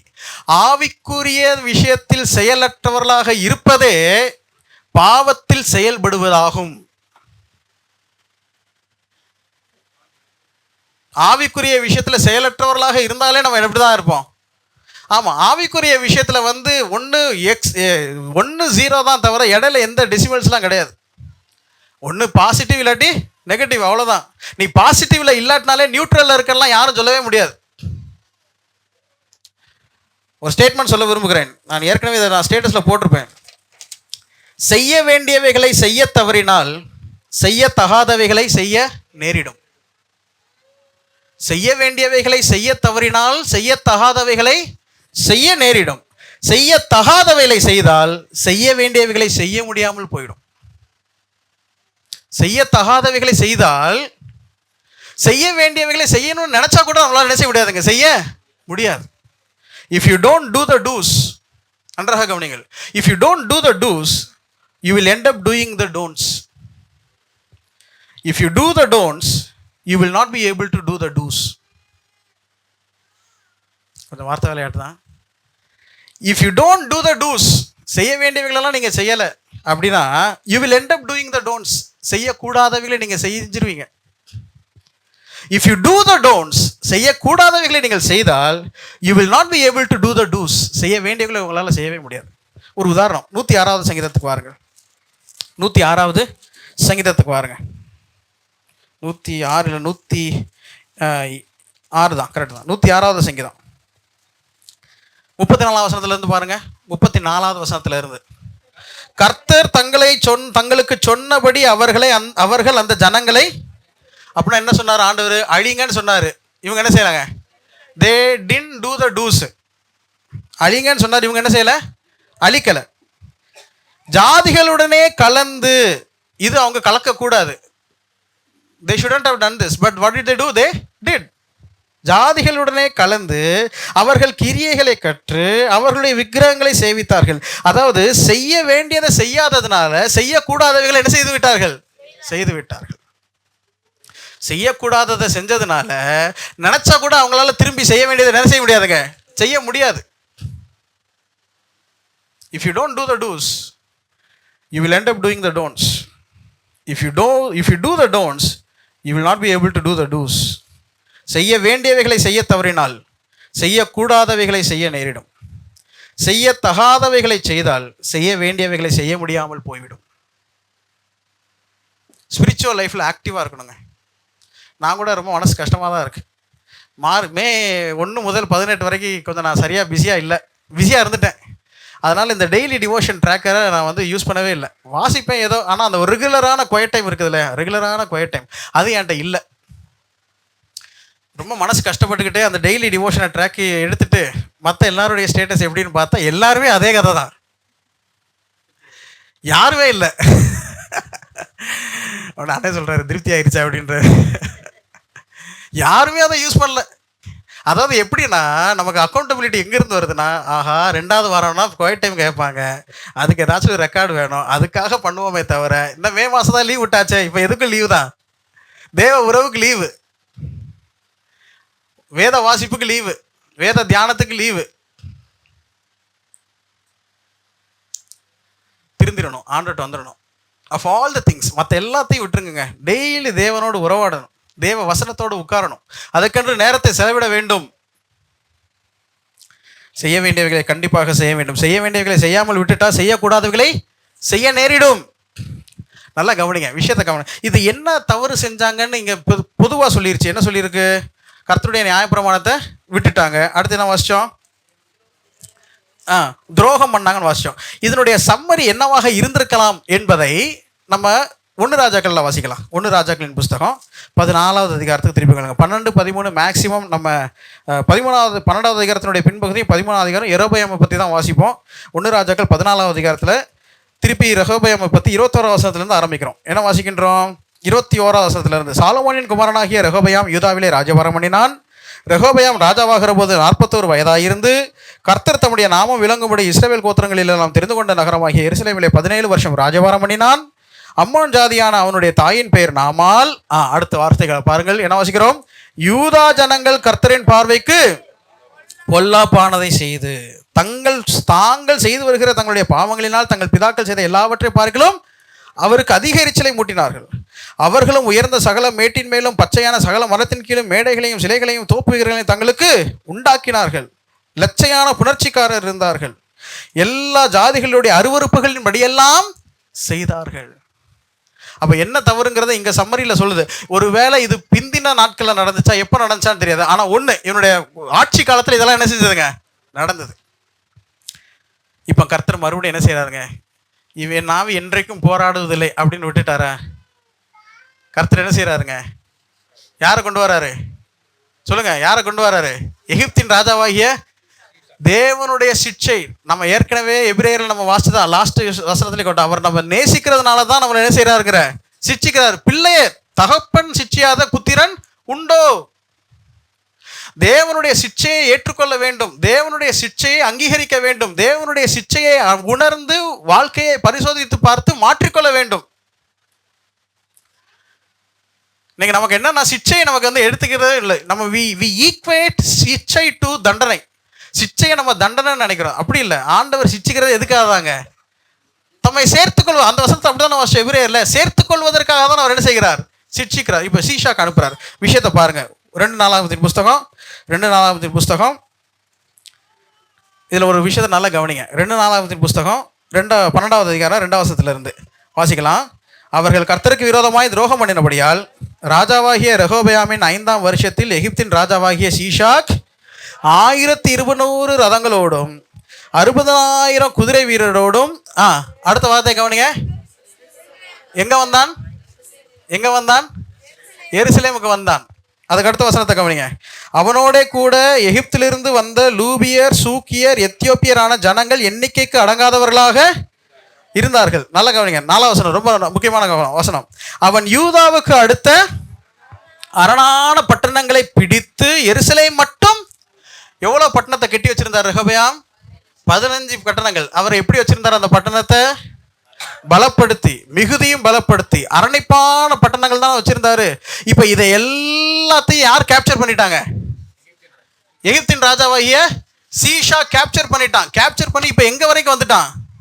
சொல்லுங்க, எங்க வரைக்கும் வந்துட்டான்? 15 பட்டணத்தையும் பிடிச்சிட்டு இப்போ centre heart of the city எதுங்க? எருசலேம் வரைக்கும் வந்துட்டான். அடுத்த வசனத்தை பாருங்க. 5வது வசனத்துல, அப்பொழுது செமாயா தீர்க்கதரிசி ரெகொபெயாமின் இடத்துக்கும் சீஷாக்கின் நிமித்தம், நல்லா கவனிங்க, சீஷாக்கின் நிமித்தம் எருசலேமிலே வந்து கூடியிருக்கிற யூதாவின் பிரபுக்களிடத்துக்கும் வந்து. அப்ப நல்லா கவனிங்க, சுத்தி இருக்கிற பட்டணத்துல இருக்கக்கூடிய பிரபுக்கள்லாம் அந்தந்த பட்டணத்தை சீஷாக்கு வந்து பிடிச்சதுனால இப்ப எங்க வந்து உட்கார்ந்துருக்காங்க? சொல்லுங்க, எங்க வந்து உட்கார்ந்துருக்காங்க? எருசலேமில் வந்து உட்கார்ந்துருக்காங்க. நான் என்ன சொல்ல வரேன்னா, எகிப்திலிருந்து வந்த இந்த விரோதி 15 பட்டணங்களை பிடிச்சிட்டாரு. ஏராளமான லாஸ் ஆயிருச்சு. அதனுடைய விளைவாக இப்ப எல்லாரும் எங்க வந்து உட்கார்ந்துருக்கிறாங்க? இவ்வளவு நடந்தும் இவங்களாம் ஆண்டவர் என்ன செய்யல? சொல்லுங்க, இவ்வளவு நடந்தும் இவங்களாம் ஆண்டவர் என்ன செய்யலங்க?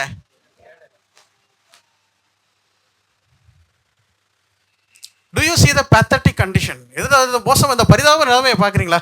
இவ்வளவு நடந்தும் ரெகொபெயாம் ஆனாலும் சரி, மக்கள் ஆனாலும் சரி, ஆண்டவர் என்ன செய்யலைங்க? எங்க சிட்சையை அனுபவிச்சுட்டு இருக்கிறாங்க, விளைவுகளை அனுபவிக்கிறாங்க, லாசஸ் அனுபவிக்கிறாங்க. ஆனாலும் ஆண்டவர் என்ன செய்யல? தேடல. இவங்க சிச்சை இதுக்கு தான் அனுபவிப்பாங்க இருக்கிறாங்கிறது கூட இவங்களுக்கு என்ன செய்யாமல் இருந்திருக்கலாம், தெரியாமல் இருந்திருக்கலாம். அதனால தான் ஆண்டவர் இப்போ என்ன செய்கிறாருங்க, மறுபடியும் யாரை அனுப்புகிறார், தீர்க்கதரிசி அனுப்புகிறார், செமாயா அனுப்புகிறார். அப்பொழுது செமாயா தீர்க்கதரிசி ரெகோபெயாமிடத்துக்கும் சீஷாக்கு நிமித்தம் எருசலேமிலே வந்து கூடியிருக்கிற யூதாவின் பிரபுக்களிடத்துக்கும் வந்து அவர்களை நோக்கி, நீங்கள் என்னை விட்டு விட்டீர்கள், ஆகையால் நான் உங்களையும் சீஷாக்கின் கையில் விழும்படி விட்டு விட்டேன். ஆண்டவரை தண்டனையின் போதும் தேடாத ஒரு ஜனம், சிச்சையின் போதும் தேடாத ஒரு ராஜா. ஆனாலும் கர்த்தர் என்ன செய்கிறாருங்க, தேடுகிறார். ஆனாலும் கர்த்தர் இடைப்படுகிறார். ஆனாலும் கர்த்தர் தம்முடைய தீர்க்கனை அனுப்புகிறார். ஆனாலும் கர்த்தர் சொல்றார். அதாவது நம்மளை பற்றி வேதம் சொல்லுது, நாம் உணர்வற்றவர்களாக இருந்தோம். ரோமர் அப்படி தான் நான் வாசிக்கிறோம். நாம் அதாவது நம்ம பாவிகள்ங்கிற ரியலைசேஷன் கூட நமக்கு என்ன செய்யாதுங்க, தெரியாது.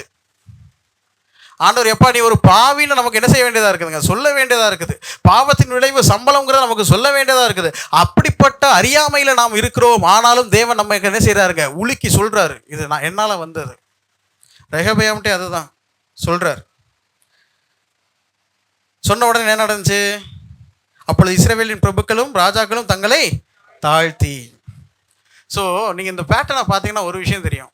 என்ன விஷயம், ரெகொபெயாமா ஆண்டவரை தேடுற ஆள் கிடையாது. மாறாக ஆண்டவராக ரெகொபெயாம் என்ன செய்யணும், தேடணும். ரெகொபெயாமா உணர்றது கிடையாது. தண்டனை அனுபவிக்கிறதுக்கு போது தான் அவர் என்ன செய்கிறாருங்க, உணர்வார். ரெகொபெயாமினுடைய மாற்றம் தற்காலிகம், அது ஒரு நிரந்தர மாற்றம் கிடையாது. தாழ்த்தினார்கள். தாழ்த்தின உடனே ஆண்டவர் என்ன சொல்கிறாரு, அவர் ஆண்டவருடைய கிருபையை பாருங்கள். அவர்கள் தங்களை தாழ்த்தினதை கண்டபோது கர்த்தருடைய வார்த்தை செமாயாவுக்கு உண்டாகி, அவர்கள் தங்களை தாழ்த்தினார்கள், ஆகையால் அவர்களை அழிக்க மாட்டேன். என் உக்கிரம் சீஷாக்கை கொண்டு எருசலேமில் ஊற்றப்படாதபடிக்கு அவர்களுக்கு கொஞ்சம் சகாயத்தை கட்டளையிடுவேன். ஆண்டவர் பாருங்கள், நம்ம கொஞ்சம் ரிப்பன்டன்ஸை காமிச்சாலும் அவர் எவ்வளவு கிரேஷியஸாக இருக்கிறார் பாருங்கள். இந்த பேட்டர்னை நீங்கள் ஃபுல்லாக பார்க்க முடியும். இதான் நம்முடைய லைஃப்லேயும் நடக்கிற விஷயம். இதான் நம்முடைய லைஃப்ல நடக்கிற விஷயம். நல்லா கவனிங்க. ஆண்டவர் ஒரு விஷயத்தை சொல்றார், 8வது வசனம். ஆனாலும் என்னை சேவிக்கிறதற்கும் அந்நிய தேசங்களின் ராஜாக்களை சேவிக்கிறதற்கும் இருக்கிற வித்தியாசத்தை அவர்கள் அறியும்படிக்கு அவர்களை சேவிக்கிறவர்கள் ஆவார்கள். சேவிக்கிறவர்கள் ஆவார்கள். கர்த்தரை சேவிச்சா இவன் நல்லா கட்டிக்கிட்டு இருந்தான், அப்படி தானே, 15 பட்டணங்களை கட்டினான். ஆனால் சீஷாக்கை சேவிக்கும் போது என்னாச்சு, பட்டணங்கள்லாம் யாருடையதாயிருச்சு, சீஷா கூடதே ஆயிடுச்சு. இவன் ஆண்டவரை சேவிக்கும் போது இவன்கிட்ட என்ன பரிசைகள் இருந்துச்சு, பொன் பரிசைகள். நம்ம இவர் கூட இடையில அதை பற்றி பேசினார், மேத்யூ பால்ராஜ் அங்கிள். பொன் பரிசைகள் இருந்துச்சு. ஆனால் சீஷாக்கினுடைய ஆட்சிக்கு பிறகு இப்போ என்ன பரிசை இருக்குதுங்க, வெண்கல பரிசைகள், டியூப்ளிகேட். வெண்கலம் பொண்ணாகுமா, வெண்கல பரிசைகள். ஆண்டவர் இருக்கும்போது பொக்கிஷங்கள் இருந்துச்சு. ஆனால் சீஷாக்கு என்ன செஞ்சிட்டான், எல்லாத்தையும் ஆண்டவர் பொக்கிஷங்களை கொடுக்கிறவர், சீஷாக்கு பொக்கிஷத்தை எடுத்துட்டு போகிறவன். இவை அனைத்தும் நடந்தும் பொதுவாக ஒவ்வொரு ராஜாவை பற்றியும் ஒரு சம்மரி வேர்ஸ் வரும். அந்த சம்மரி வேர்ஸ் என்ன தெரியுமா, 14வது வசனம், 2 நாளாகமத்தின் புஸ்தகம் 12ஆம் அதிகாரம் 14ஆம் வசனம். இவ்வளவு நடந்தும் இவனே ஆண்டவரை தேடாமல் தேவன் இவனை தேடியும், தேவன் இவனுக்கு வார்த்தைகளை அனுப்பியும், தேவன் இவனுக்கு சிட்சைகளை கொடுத்து தன்னிடத்தில் சேர்த்துக்கொள்ள மனதாக இருந்தோம். இவனுடைய வாழ்க்கையை பற்றி எல்லாம் வாசிக்கின்றோம். அவன் கர்த்தரை தேடுகிறதற்கு தன் இருதயத்தை நேராக்காமல் பொல்லாப்பானதை செய்தான். நம்முடைய லைஃப் இந்த மாதிரி ஒரு சம்மரியில் முடியக்கூடாது. நம்முடைய லைஃப் இந்த மாதிரியான ஒரு சம்மரியில் முடியக்கூடாது. இதுக்கடுத்து இவனுடைய மகன் அபியா ராஜாவாகிறான். அபியா 3 வருஷங்கள் மட்டும்தான் அவன் எருசலேமிலே ராஜ்யபாரம் பண்ணினான். அவனை குறித்து நாம் அதிகமாக வாசிக்க முடியாது. ஒரே ஒரு குறிப்பு தான் இந்த 12வது அதிகாரத்தில் 13வது அதிகாரத்தில் 12 அதாவது 2 நாளாகமம் 13வது அதிகாரத்தில் வாசிக்க முடியும். ஒரே ஒரு விஷயம் தான், அபியாவை பற்றி ராஜாக்களில் வாசிக்க முடியாது, இங்கே மட்டும் தான் வாசிக்க முடியும். ஒரு குவிக் சம்மரி மட்டும் நான் சொல்லிடுறேன், 2 நிமிஷம் தான் இருக்குது. குவிக் சம்மரி நான் சொல்லிடுறேன். என்ன நடக்குதுன்னா, அபியா வந்து 8 லட்சம் பேரை கூப்பிட்டுக்கிட்டு 4 லட்சம் பேரை கூப்பிட்டுட்டு யெரொபெயாம் கிட்ட 8 லட்சம் பேர் இருக்காங்க. போய் என்ன செய்கிறாருங்க, சண்டை போட போகிறார். சண்டை போட போகும்போது அவர் சொல்கிறார் ஒரு பெரிய டயலாக். 4வது வசனத்துலேருந்து நீங்கள் பார்த்தீங்கன்னா, எங்கிட்ட தான் வந்து தேவாலயம் இருக்குது, ராஜ்யபாரம் எங்கிட்ட தான் இருக்குது, நீங்களாம் பிரிஞ்சு போனவங்க, நீங்கள் இப்படிலாம் பண்ணுறீங்க, எங்கிட்ட உடன்படிக்கை இருக்குது, நாங்கள் பூரிகைகளை ஊதுவோம், நீங்களாம் சும்மா யாரானாலும் ராஜா ஆசாரியர் ஆக்குறீங்க, அப்படியெல்லாம் பேசுகிறார். அப்படியெல்லாம் பேசிட்டு 14வது வசனம் 2 ராஜாக்கள் 13:14. யூதா ஜனங்கள் திரும்பி பார்க்கிற போது முன்னும் பின்னும் யுத்தம் நடக்கிறதை கண்டு கர்த்தரை நோக்கி கூப்பிட்டார்கள். 15வது வசனத்தில் யூதா மனுஷர் ஆர்ப்பரித்தார்கள். யூதா மனுஷர் ஆர்ப்பரிக்கிற போது தேவன் யெரொபெயாமை இஸ்ரவேல் அனைத்தையும் அபியாவுக்கும் யூதாவுக்கும் முன்பாக முறியடித்தார். வாசிக்கிறோமா? சரி, அப்படின்னு வாசித்துட்டு 18வது வசனம். அப்படியே இஸ்ரவேல் புத்திரர் அக்காலத்திலே தாழ்த்தப்பட்டார்கள். யூதா புத்திரரோ தங்கள் பிதாக்களின் தேவனாகிய கர்த்தரை சார்ந்து கொண்டதினால். நல்ல கவனிங்க, ஏதோ தேவாலயம் இருக்கிறதுனாலையோ, தேவாலயம் இவங்க வீட்டில் இருக்கிறதுனாலையோ, இவங்க ஊரில் இருக்கிறதுனாலையோ, தேவாலய முறைமை இவங்க ஊரில் இருக்கிறதுனாலையோ ஆண்டவர் அவங்களை காப்பாற்றலை. எதுக்காக காப்பாற்றினாரு? சார்ந்து கொண்டது நிமித்தம். அப்போ நல்லா கவனிங்க, அபியாவினுடைய லைஃப்பில் இந்த ஒரு விஷயம் தான் வருது. நீங்கள் 1 ராஜாக்கள் 15ஆம் அதிகாரத்துக்கு பாருங்க, அங்கே அவனை பற்றி ரொம்ப சொல்லப்படவே இல்லை. அவனை பற்றி சம்மரி என்ன வாசிக்கிறோம் பாருங்கள். 1 ராஜாக்கள் 15ஆம் அதிகாரம் 3வது வசனம் அல்லது 1ஆம் வசனத்திலிருந்து. நேபாத்தின் குமாரனாகிய யெரொபெயாம் என்னும் ராஜாவின் 18ஆம் வருஷத்திலே அபியாம் யூதாவின் மேல் ராஜாவாகி 3 வருஷம் எருசலேமிலே ராஜ்யபாரம் பண்ணினான். அவனுடைய தாய் பேர் சொல்லப்பட்டிருக்கு. 3ஆம் வசனம். தன் தகப்பன் தனக்கு முன் செய்த எல்லா பாவங்களிலும் அவன் நடந்தான். அவன் இருதயம் அவன் தகப்பனாகிய தாவீதின் இருதயத்து போல் தன் தேவனுக்கு கர்த்தருக்கு முன்பதாக உத்தமமாக இருக்கிறது. நல்லா கவனிங்க, சாலமோனுடைய அடுத்த 2 ராஜாக்களை பார்த்துட்டோம். ஒன்று சாலமோனுடைய மகன் ரெகொபெயாம், இன்னொன்று சாலமோனுடைய பேரன் அபியா. இந்த 2 பேருமே ஆண்டவருடைய பார்வைக்கு பொல்லாப்பானதை தான் என்ன செய்தார்கள். தேவனே கிருபையாக ரெகொபெயாமோடு தேடி போய் பேசினாலும் தற்காலிகமாக அவனுடைய மனமாற்றம் இருந்ததே தவிர வாழ்க்கை முழுதும் அவனுடைய வாழ்க்கை என்ன செய்யவில்லை, மனம் மாறவில்லை. அவன் தன்னுடைய இருதயத்தை கர்த்தருக்கு நேராக என்ன செய்யவில்லை, திருப்பவில்லை. அபியாமும் பிரச்சனைனா ஆண்டவர்கிட்ட போவானே தவிர தானாக ஆண்டவரை அவர் நிமித்தம் தேடுற ஒரு பழக்கம் யாருக்கு இல்லைங்க? அபியா இல்லை. இன்னைக்கு நமக்கு ஒரு கேள்வி, நம்ம எதுக்காக ஆண்டவரை தேடுறோம்? கொஞ்சம் யோசிச்சு பாருங்க. எல்லாத்துலேயுமே ஒரு சுயநலம் தான் இருக்குது. யோசிச்சு பாருங்க, எதுக்காக ஆண்டவரை தேடுறோம்? எதுக்காக ஆண்டவர்கிட்ட ஜெபம் பண்ணுறோம்? எப்பப்போ ஆண்டவர்கிட்ட சொன்னால் அதான் எங்கள் அப்பாட்ட ஒரு காமெடியாக ஒரு விஷயத்த சொல்லுவேன். ஒரு தடவை ஒரு சனிக்கிழமை எங்கள் அப்பா ஃபோன் பண்ணார். அப்போ நான் எங்கள் அப்பாட்ட சொன்னேன், இப்படி தான் சொன்னேன், ஆண்டவர் மேலே எங்கள் அம்மாவை பார்த்து சொல்லியிருப்பார், பாத்தியா உன் பிள்ளை நாளைக்கு பிரசங்கனோடனே இந்த வந்துட்டான், பாத்தியா மற்ற நாள்லாம் இந்த பையன் வர்றானா, இதான் நீ வளர்த்த லட்சணம் அப்படின்னு எங்கள் அம்மாட்ட யார் சொல்லியிருப்பார்? எங்கள் அப்பா சிரிக்கிறார் விழுந்து. இந்த வந்துட்டான் போட்டு இப்போ உருண்டுக்கிட்டு வருவான் இந்த பிரசங்கம் கிடைக்கிற வரைக்கும். அதுக்கப்புறம் இந்த பையன் என்கிட்ட என்ன செய்ய மாட்டான், வரமாட்டான். ஏதோ ஒரு காரியத்துக்காக தான் ஆண்டவர்கிட்ட போகிறோமே தவிர ஆண்டவரை அவருக்காக தேடுகிற காரணம் என்ன செய்யணுங்க, வரணும். நீதி செய்யணும், நன்மை செய்யணும் அப்படின்னா எனக்கு நன்மை கிடைக்கணுங்கிறதுக்காக செய்யக்கூடாது, எனக்கு திருப்பி கொடுக்கப்படணுங்கிறதுக்காக கொடுக்கக்கூடாது. கொடுக்க சொன்னார், அதுக்காக என்ன செய்யணும், கொடுக்கணும். நீதியை செய்ய சொன்னார், அதுக்காக என்ன செய்யணுங்க, நீதியை செய்யணும். தேவனை தேட சொன்னார், அதுக்காக தேவனை தேடணும். எனக்கு தேடினா தான் எனக்கு பாதுகாப்பு, தேவனை தேடலாட்டினா பிரச்சனை வந்துடும், அதுக்காக தேடக்கூடாது. You should seek God for the intrinsic value of seeking God. தேவனை தேடுவதில் இருக்கக்கூடிய அந்த நன்மைக்காகவே நீங்கள் அவரை தேடணுமே தவிர ஐயோ தேவனை தேடலாட்டினா கண்ணை குத்திடுவார், தேவனை தேடலாட்டினா வாழ்க்கையில் பிரச்சனை வந்துடும், அதனால தேடக்கூடாது. இவங்க எல்லாருமே இம்மைக்காக தற்காலிகமாக பிரச்சனைகள் போது மட்டும் ஆண்டவரை தேடுகிறவர்கள்.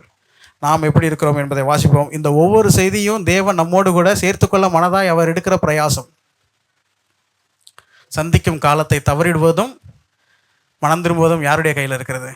நம்முடைய கையில் இருக்கிறது. மனதாக அவர் இருக்கிறார். நாம் எப்படி இருக்கிறோம் என்பதை யோசிப்போம். கண்களை மூடுவோம். நல்ல பிதாவே, நாங்கள் போய் துதிக்கிறோம். இந்த நாளிலே கர்த்தர் கொடுத்த வார்த்தைகளுக்கு ஸ்தோத்திரம். நீர் மனதாக இருக்கிறீர், நாங்கள் மனதாக இருக்கிறோமா என்பதை தான் நாங்கள் யோசிக்க மீண்டும் 2 ராஜாக்களை எங்கள் கண்முழுக்கு முன்னதாக நிறுத்தினீர், அதற்காக ஸ்தோத்திரம். ஆண்டவர், எங்களுடைய வாழ்க்கையிலே நாங்கள் அநேக ஆலோசனைகள், எங்களுக்கு பிரசங்கத்திற்கு குறைச்சல் இல்லை, ஆலோசனைகளுக்கு குறைச்சல் இல்லை, ஆனால் நாங்கள் அதை பயன்படுத்திக் கொள்கிறோமா என்பதுதான் முக்கியம்.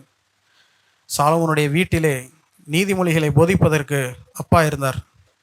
3000 நீதிமொழிகள், 1005 பாடல்கள். ஆனால் எந்த ஆலோசனையும் அவனுடைய காதுகளுக்கு செல்லவில்லை. எங்களுடைய ஆவிக்குரிய வாழ்க்கைக்கு நாங்கள் தான் பொறுப்பு. சூழ்நிலைகளை நாங்கள் எந்த விதத்திலையும் காரணமாக சொல்ல முடியாது என்பதை உணர்ந்து கொண்டு உங்களுடைய ஆலோசனைகளை எடுத்துக்கொள்ள உதவி செய்தரலாம். தேவனை தேடாமல் தோன்றித்தனமாக ஆண்டவரே அநேக செயல்களை ரெகொபெயாம் செய்த போதிலும் கிருபையாக தேவனோ தம்முடைய தாசனை அனுப்பி அவனோடு கூட பேசுகிறதை நாங்கள் பார்க்கிறோம். எங்களுடைய வாழ்க்கையில் அநேக நேரங்களில் நாங்கள் உம்மை தேடாமல் விட்ட போதிலும் நீர் எங்களோடு கூட இடைபடுகிற ஆண்டவராக இருக்கிறீர். அதற்காக ஸ்தோத்திரம். விஷயம் ரொம்ப மோசமாகிவிடக்கூடாது என்பதற்காக உம்முடைய மிகுந்த கிருபையின்படி எங்களுக்கு நீர் இறங்கிக் கொண்டே இருக்கிறீர். அதற்காக ஸ்தோத்திரம். நீர் எங்களைப் போல இல்லை. அதற்காக ஸ்தோத்திரம். எங்களுடைய மனதை போல உம்முடைய மனது இருந்தால் நாங்கள் இன்றைக்கோ தொலைந்து போயிருப்போம். நீர் உம்முடைய கிருபையிலே, உம்முடைய வாக்கிலே, உம்முடைய உடன்படிக்கையிலே மாறாதவராக இருக்கிறதற்காக ஸ்தோத்திரம். ஆண்டவரே, உமக்கு கீழ்ப்படிந்தான். அந்த ஒரு சின்ன மனமாற்றத்து நிமித்தம் அவனை இவ்வளவாக ஆசீர்வதித்தீர். நாங்கள் உமக்கென்று ஒரு படி எடுத்து வைத்தால் நீர் எங்களுக்காக 1000 படியை எடுத்து வைக்கிற தேவனாக இருக்கிறதற்காக ஸ்தோத்திரம். கட்டுகிறான், மனித தயவு கிடைக்கிறது, ஆனால் தான் ஸ்டேபிள் ஆன போது தவறுகிறதை நாங்கள் பார்க்கிறோம். அநேக நேரங்களிலே எங்களுக்கு தேவையான விஷயங்கள் கிடைத்து விட்டால் நாங்கள் உம்மை தேடுகிறதில்லை. இந்த விஷயத்திலே நாங்கள் தவறு செய்கின்றோம். நாங்கள் எல்லா சூழ்நிலைகளையும் தேவனை மாத்திரம் பற்றி கொள்ள, தேவனை பின்தொடர, தேவனை பிடித்து கொள்ளக்கூடிய மனதுடையவர்களாய் செயல்பட எங்களுக்கு உதவி செய்தலும். தவறு செய்த போது எல்லாவற்றையும் இழக்கிறதை நாங்கள் பார்க்கிறோம். அப்போதும் சிற்சையின் போதும் 15 பட்டணங்களை இழந்தும் இவனாக ஆண்டவரை தேடவில்லை. ஆண்டவரே, நாங்கள் அப்படி இருக்கக்கூடாது. வாழ்க்கையின் ஒவ்வொரு சூழ்நிலைகளையும் ஆராய்ந்து பார்த்து, சீர்தூக்கி பார்த்து, தேவ சமூகத்தில் வைத்து, தேவனுடைய பரிபூரண சித்தத்தின்படி தான் வாழ்க்கை போகின்றதா என்பதை சீர்தூக்கி பார்த்து ஒவ்வொரு அடிகளை எடுத்து வைக்க உதவி செய்தரலும். தற்காலிக மனம் திரும்புதலாக இல்லாமல் எங்களுடைய இருதயத்தை உமக்கு நேராக்க உதவி செய்யும். தேவைக்காக உம்மை தேடாமல் உம்மை தேட வேண்டுகின்ற ஆசையோடு, உள்ளான அன்போடு, நீர் தேவனாக இருக்கிறபடினாலே உம்மை தேட உதவி செய்திடணும்.